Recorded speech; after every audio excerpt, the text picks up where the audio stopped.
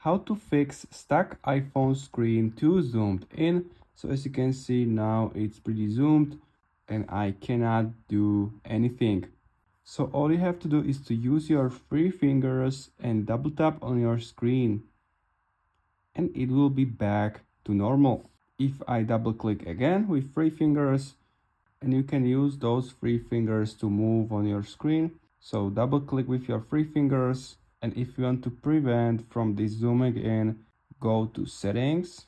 Now I want to scroll down and open accessibility, and here open zoom. Turn this option off. As you can see, zoom magnifies the entire screen.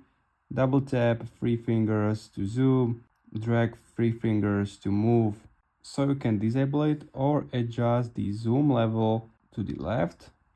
And if I zoom in, the zoom will not be that big. So it's up to you what you will do.